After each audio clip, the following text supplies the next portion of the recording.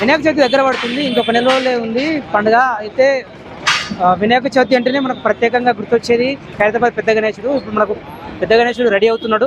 ఆ భారీ విగ్రహం ఎట్లా రెడీ అవుతుంది, పనులు ఎట్లా నడుస్తున్నాయి ఒకసారి చూద్దాం.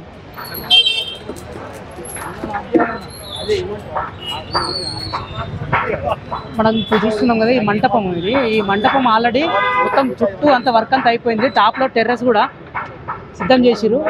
చాలా రేకులు వేసేసి ఒకవేళ వర్షం పడ్డా కానీ విగ్రహం తడవకుండా ఎలాంటి ఇబ్బంది కాకుండా పైన ఒక టెర్రస్ అంతా సిద్ధం చేసేసారు. మొత్తం చుట్టూ ఉన్న మండపం అంతా కూడా రెడీ అయిపోయింది. ఈ మండపంలో ఒకసారి గణేష్ విగ్రహం ఎట్లా నడుస్తున్నాయి ఈ పనులు ఒకసారి చూద్దాము. పైన మనం జూమ్ నుంచి చూస్తే మనకు స్పష్టంగా ఏర్పడుతుంది. అంటే విగ్రహం ఇంకా పూర్తి స్థాయిలో రూపం రాలేదు కాబట్టి మనకు స్పష్టంగా కనబడది.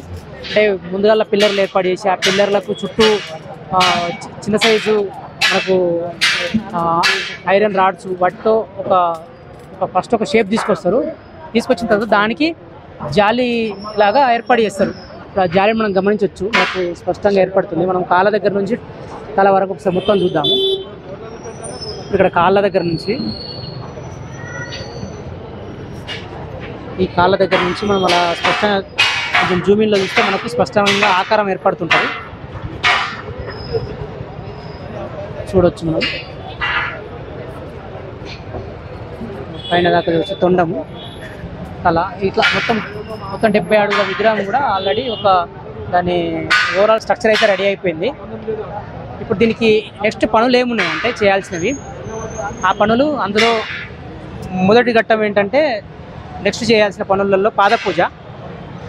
ఎప్పుడైనా సరే గణేశుడి విగ్రహం ఏర్పాటు చేయాలంటే ఈ స్ట్రక్చర్ ఏర్పాటు చేసేంతవరకు ప్రాసెస్ ఏముంటుంది, ఆ తర్వాత చేసే పనులు ఎలా ఉంటాయంటే పాదపూజతో మొదలు పెడతారు. అంటే ఇంతకుముందు ప్లాస్టర్ ఆఫ్ ప్యారిస్తో చేసినప్పుడు ప్లాస్టర్ ఆఫ్ ప్యారిస్ అయినా ఇప్పుడు మట్టి అయినా ఏదైనా సరే పాదాల దగ్గర నుంచి మొదలు పెడతారు. అక్కడ పాదపూజ చేసేసి మిగతా స్ట్రక్చర్ అంతటికి కూడా ఆ మట్టి అంతా అప్లై చేస్తారు. అప్లై చేసేసి మొత్తం ఓవరాల్గా ఒక విగ్రహానికి ఒక రూపం తీసుకొచ్చేసి ఆ తర్వాత కలరింగ్ ప్రాసెస్ ఇదంతా ఉంటుంది. ఇప్పుడు మనం చూద్దాము. పాదపూజ చేశారు, ఇందాక పాదపూజ జరిగింది. ఇప్పుడు నెక్స్ట్ ఇక రేపటి నుంచి మొత్తం ఈ వెల్డింగ్ వర్క్లు అనేవి మొత్తం కంప్లీట్ చేసుకొని ఆ తర్వాత మొత్తం విగ్రహం ఆకారానికి మొత్తానికి మట్టి అంతా అప్లై చేస్తుంటారు అనమాట. అప్పుడు ఒక రూపం వచ్చేస్తుంటుంది. ఇప్పుడు ఒకసారి వెల్డింగ్ వర్క్లను గమనిద్దాము. మొత్తం టాప్ టు బాటం అంతా వివిధ దశల్లో వెల్డింగ్ వర్క్లు నడుస్తున్నాయి.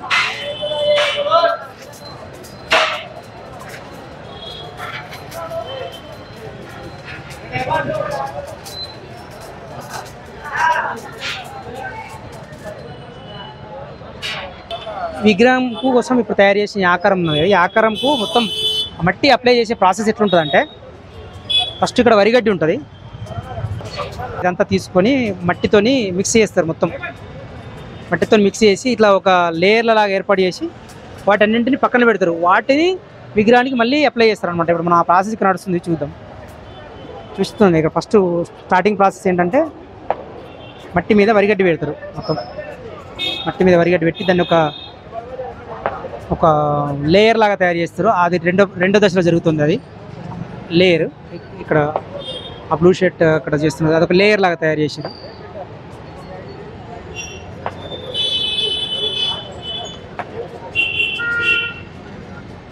ఇట్లా తయారు చేసిన అన్నీ కూడా అక్కడ ఒక రెడీ చేసి పెడతారు అనమాట. వీటన్నింటినీ విగ్రహానికి అప్లై చేసిన తర్వాత విగ్రహానికి పైన ఒక లేయర్ లాగా ఏర్పడుతుంటుంది. అప్పుడు మనకు విగ్రహానికి రూపం మనకు స్పష్టంగా కనబడుతుంటుంది. అయితే ఈసారి విగ్రహం ఎలా దర్శనం ఇవ్వబోతుంది అనేది మనకు తెలుస్తున్నది ఏంటంటే ఈసారి 70 సంవత్సరాల సందర్భంగా ఆలయ కమిటీ వాళ్ళు గణేశుడికి ఒక ప్రత్యేక రూపం ఇస్తున్నారు. ఏంటంటే మొత్తం 7 ముఖాల గణేశుడు, అదేవిధంగా 14 చేతులు, అదేవిధంగా గణేశుడికి ఒక పైన తల పైభాగంలో 7 సర్పాలు, 7 తలల సర్పం ఉండే విధంగా అట్లాంటి ఒక రూపంలో మనకు దర్శనం ఇవ్వబోతున్నాడు ఈసారి ఖైరతాబాద్ గణేశుడు. అయితే పేరు అనేది ఇంకా స్పష్టంగా పెట్టలేదు, కాకపోతే ఆకారం మాత్రం ఇలా ఉంటుందని మనకు ఇక్కడ తెలుస్తున్నది. అంటే నిర్మాణం చేసిన వాళ్ళు కానీ ఆలయ కమిటీ పూజారులు తర్వాత వీళ్ళంతా చెప్తున్నది అంటే ఆ రూపంలో ఉండబోతున్నది అనేది మనకు ఆకారాన్ని బట్టి కూడా మనకు సూచన కనబడుతున్నది. అంటే మనకి ఇంకా పూర్తి స్థాయిలో ఆకారం స్పష్టత రాలేదు, బట్ ఆ విధంగా ఉండబోతున్నది రూపము. అదేవిధంగా మనకు ఖైరతాబాద్ గణేశుడికి 2 వైపులా కూడా మండపాలు ఉంటాయి. అటువైపు ఒక మండపము, మళ్ళీ ఇటువైపు ఒక మండపం ఉంది. ఇవి కూడా రెడీ అవుతున్నాయి.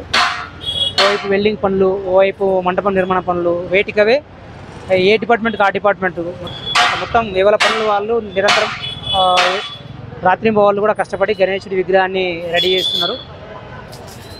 ఇంకొక నెల 10 రోజుల టైం ఉన్నది కాబట్టి ఒక 10 రోజుల ముందు, అంటే ఒక నెల లోపలనే మొత్తం ఈ పనులన్నీ కూడా పూర్తి చేసి ఒక అద్భుతమైన గణేశుడి రూపాన్ని అందరికీ దర్శనమిచ్చేలాగా సిద్ధం చేస్తున్నారు.